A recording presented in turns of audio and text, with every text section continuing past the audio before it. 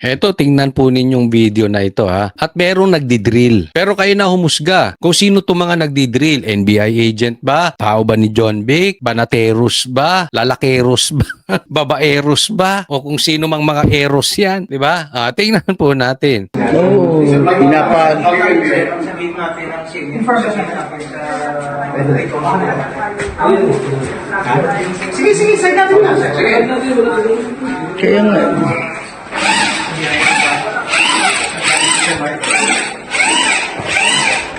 Sabihan ko sa Mr. Mark.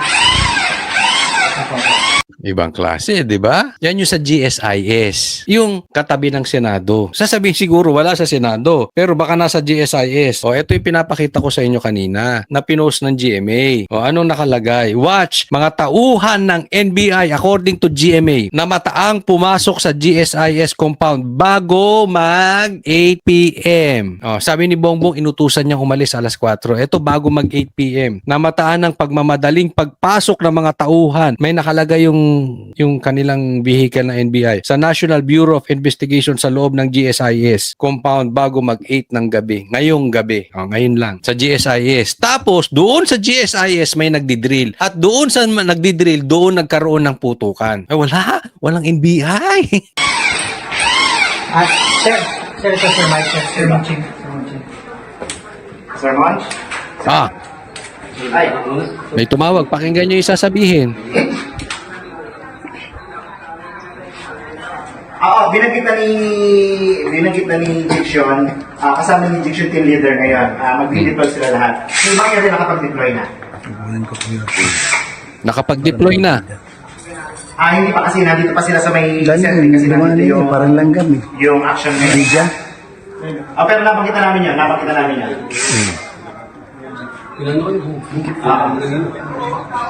Kaya. Kasama namin yung NBI ngayon. Narinig nyo? Kasama namin ang NBI ngayon. Hindi ako may sabi yung nasa telepono. Gusto nyo ulitin? Sige, ulitin. Kaya. Kasama namin yung NBI ngayon. Kasama namin ang NBI ngayon. Ulit! Kaya. Kasama namin yung NBI ngayon. Ulit! Kaya. Kasama namin yung NBI ngayon. Kaya. Kasama namin yung NBI ngayon. Kaya. Kasama namin yung NBI ngayon. Sige. Okay. Maliwanag. Ayan, nakita niya. Ayan. Wala akong kinalaman dyan, ha. Hindi ako nagsasabi kasama NBI. Si Aimee, tsaka siya. Makapagsipa. Makapagsipa kung matamaan ka. Hindi na nila manon. Bakit Pinagmana naman naman nag-interview? Ayan mo na. So, sa madaling salita, bawal pumasok sa ang NBI doon sa Senado. Padaan sila doon sa GSIS. Tama po ba o tamang-tama? Kayo na umusga. Pero bago natin huwag pong kakalimutan na i-like po at mag-subscribe po kayo sa channel na Coach Oli News. Coach Oli News. Diretso. Buwan mo na isang buwan na, nakaklear mo tayo ng dalawa. Yan ang isa. Buwan mo na. Buwan mo na. Sige na ulit. Sige. Go lang.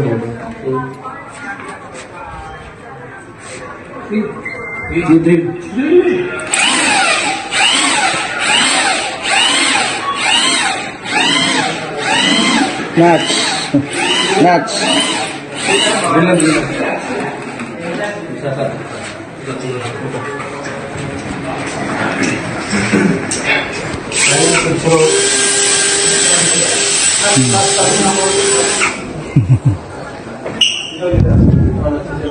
May napo na kayo. Nakikita nyo ba yung nakita ko? Okay na.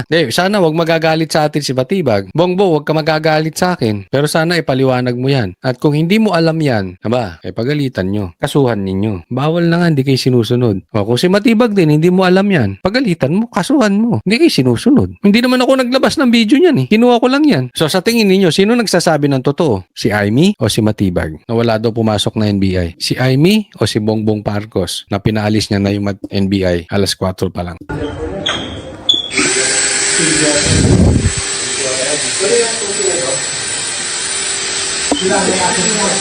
Diyan nagkaputukan. Malapit dyan. Bob, sila may access dito, di ba? Sila ang may access dito. Sila lang po. Ops, sila lang ang may access. Ano yan? Anong nakalagay dyan? NBI ba yan? Okay, yan. Sir, sinay ka na lang. Sila sir ang mayroon control. Hindi, marami nag-ticket mo, nakala dito tayo papasok. Grabe, touring. No? Baka kung lugar na to. Ako, di ako magugulat. Baka mami may maghukay na dyan. Kasi maliwanag eh. Hindi na to. Sir, temporary board, ilalak namin. Baka anything Ano is nangyari dito kanina? Yan. Kayo na humusga. Excuse me. Kayo na humusga. Ilagay nyo sa comment section sinong nagsisinungaling. Si Aimee, si Matiwag, o si Bongbong. Next po. Tingnan po ninyo to ha. Ito yung sinabi ni John Vic. Si Senator Bato. Everyone is Ang tanong, nasa loob pa si Senator Bato. and I will not arrest Senator Bato. Just to be clear, I will not arrest him. I am not here to arrest him. I am here to secure everyone. Yan. Sana lang si John Vic magpakalalaki. Sa tingin ko naman ay hindi ito bakla. No? Kasi ang lalaki, pag nagsalita, gagawin. Ewan ko si Bongbong Marcos kung bakla. Kasi marami siyang salita na hindi ginagawa. Yung kapatid mo rin, merong salitang hindi ginagawa. Di ba? Anyway, sabi niya, I'm not here to arrest Bato. Usapang lalaki yan. Huwag na muna natin pag-usapan yung legal. Sa ating mga lalaki, pag nagsalita, dapat gawin. Sana lang, totoo. And sana lang din, yan ang bitawan ni Matibag. I will not arrest Bato. Me and my officers and my agents. Lahat, hindi po aarestuhin ng NBI si Bato. Unless lumabas na yung desisyon ng korte. Kasi habang nasa session yan, hindi pwedeng arestuhin yan. Unless utusan na ng korte. Doon, kahit ayaw ni Matibag hulihin si Bato, obligado na rin silang hulihin. Nagigets? So sana maglagawas din siya ng ganitong instruction. Kung sila talagang tunay na humahabol doon sa pagsunod sa batas at hindi nililito ang instruction. Yung alam mong pag nagsalita ka, para maliwanag. Hindi para liligawin mo kasi nga meron kang motibo, meron kang agenda na illegal or hindi pwedeng malaman ng taong bayan. Eto, tingnan po ninyong video na ito ha. At merong nagdidrill. Pero kayo na humusga. Kung sino to mga nagdidrill? NBI agent ba? Tao ba ni John Vic? Banateros ba? Lalakeros ba? Babaeros ba? O kung sino mang mga eros yan. Di ba? Tingnan po natin. Oo, pinapag. Sabihin natin ang information natin sa Sige, sa'yo natin na. Kaya nga.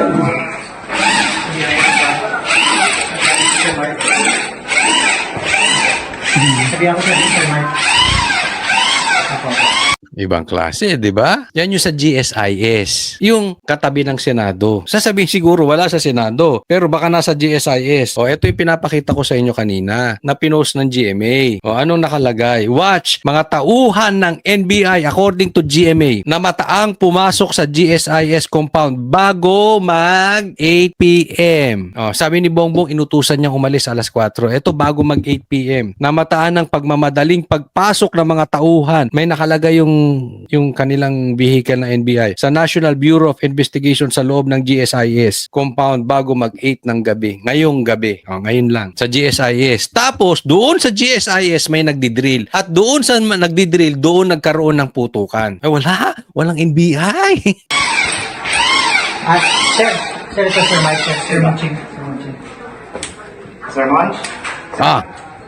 Ay, May tumawag. Pakinggan nyo yung sasabihin. binanggit na ni Diction, kasama ni Diction team leader ngayon. Mag-deploy sila lahat. Yung mga yun nakapag-deploy na. Nakapag-deploy na. Hindi pa kasi nandito pa sila sa may Ganyan, setting kasi dumaan nandito yun, parang langgam eh. yung action na Hindi dyan. Pero napakita namin yan.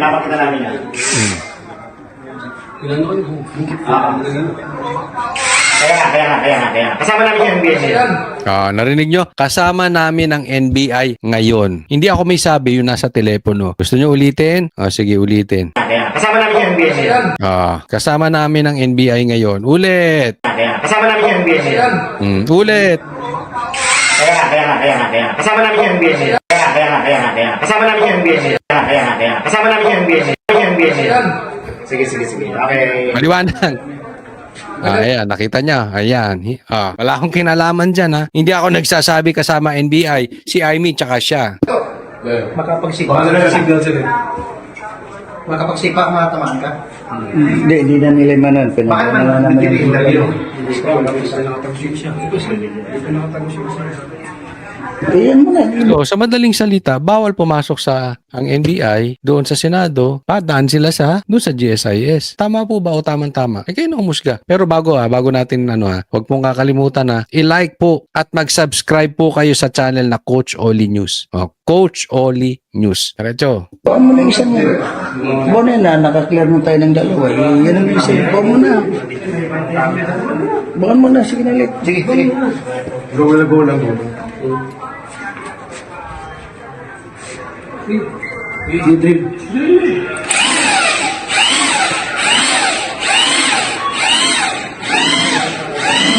Nuts.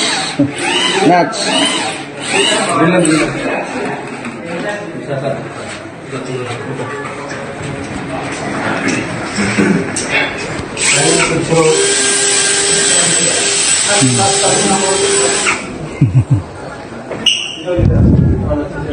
May napo na kayo. Nakikita nyo ba yung nakita ko? Okay na. Sana wag magagalit sa atin si Batibag. Bongbo, wag ka magagalit sa akin. Pero sana ipaliwanag mo yan. At kung hindi mo alam yan, pagalitan nyo. Kasuhan ninyo. Bawal na nga, hindi kayo sinusunod. Kung si Matibag din, hindi mo alam yan. Pagalitan mo, kasuhan mo. Hindi kayo sinusunod. Hindi naman ako naglabas ng video niyan. Kinuha ko lang yan. So sa tingin ninyo, sino nagsasabi ng totoo? Si Aimee o si Matibag? Na wala daw pumasok na NBI. Si Aimee o si Bongbong Marcos na pinaalis niya na yung NBI alas 4 pa lang.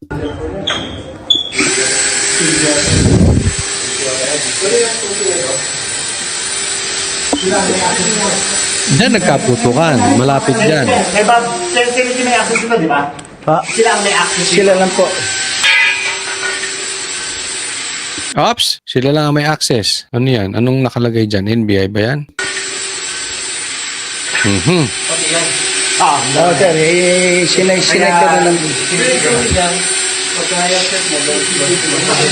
Sila, sir, ang mayroon control. Hindi, marami nagtitigil mo, nakala dito tayo papasok. Grabe, touring, no? Baka kung lugar na to.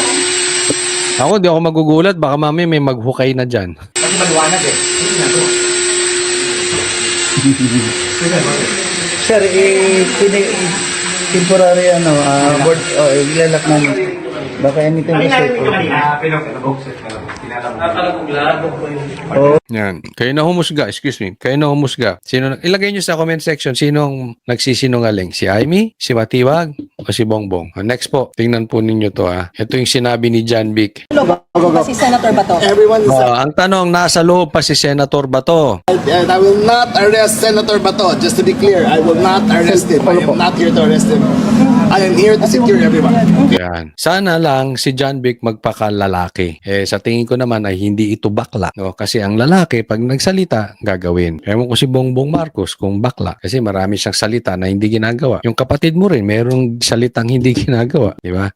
Anyway, sabi niya, I'm not here to arrest Bato. Usapang lalaki yan. Huwag na muna natin pag-usapan yung legal. Sa ating mga lalaki, pag nagsalita, dapat gawin. Sana lang, totoo. And sana lang din, yan ang bitawan ni Matibag. I will not arrest Bato. Me and my officers and my agents. Lahat, hindi po aarestuhin ng NBI si Bato. Unless lumabas na yung desisyon ng korte. Kasi habang nasa session yan, hindi pwedeng arestuhin yan. Unless utusan na ng korte. Doon, kahit ayaw ni Matibag hulihin si Bato, obligado na rin silang hulihin. Nagigets? So sana maglagawas din siya ng ganitong instruction. Kung sila talagang tunay na humahabol doon sa pagsunod sa batas at hindi nililito ang instruction. Yung alam mong pag nagsalita ka, para maliwanag. Hindi para liligawin mo kasi nga meron kang motibo, meron kang agenda na illegal or hindi pwedeng malaman ng taong bayan.